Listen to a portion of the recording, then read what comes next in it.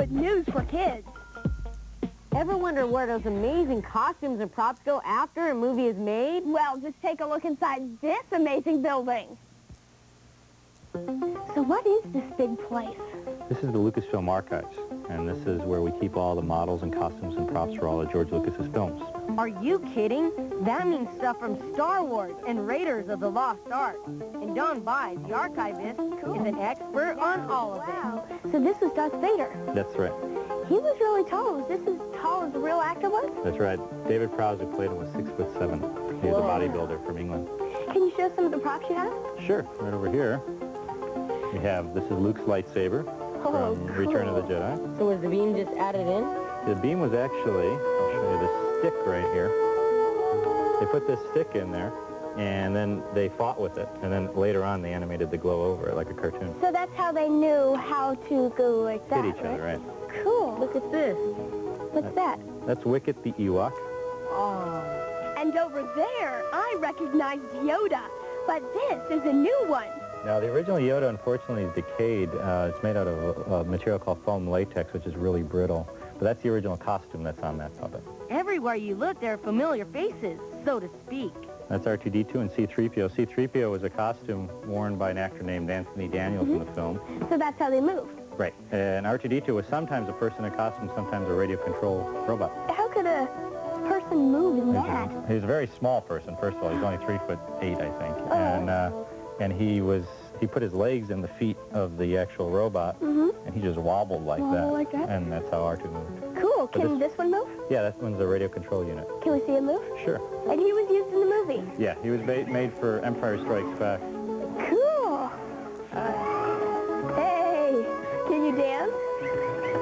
You can't? Oh, look, you see you're a good dancer. Very good dancer. You got a personality, don't you? What a surprise it is to see some of these things up close. They look so gigantic on the big screen, but in reality, not everything was built life-size. This model here is the Jawa sandcrawler. Oh, yeah, that was the scene where they were in the desert and they collected all the droids. Right, they only built it full size from right about here down to the treads.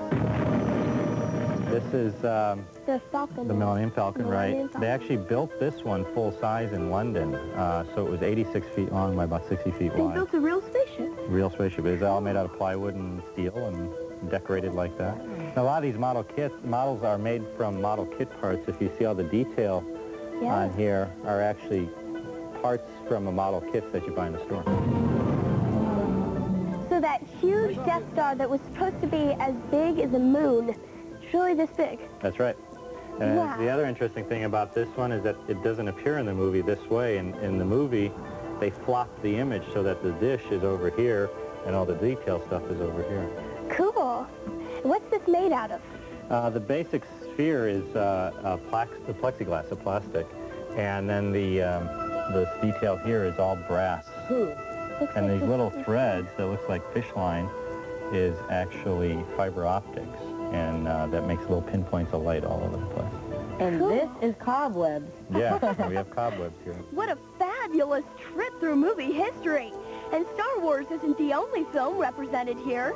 Is this some stuff from the Indiana Jones? Yeah, this is the Golden Idol from Raiders of the Lost Ark. This is what Indy's trying to get at the beginning. Which he steals, right? And then is this his Grail diary? And you can see there's real writing in there.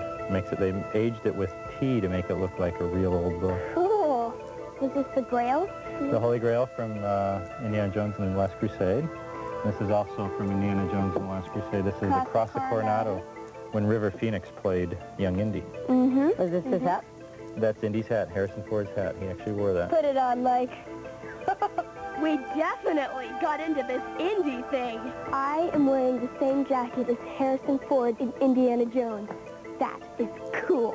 And can you imagine how cool it is to work in a place like this?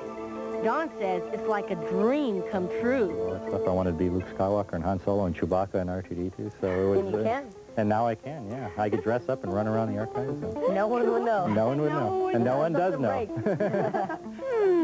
So maybe no one would know if we tried dressing up. Han Solo to the rescue. Got my helmet. Let's go ride a speeder bike. We wondered whether any of these great costumes and props will be used in the next Star Wars movie. I can't say. You can't It's a say. secret. So when is the next Star Wars movie being released? You guessed it. That's a secret, too. What a fabulous place that was. Yeah, and what a special treat it was to get to go through it. That's News for Kids for today. We'll see you again next week. So long.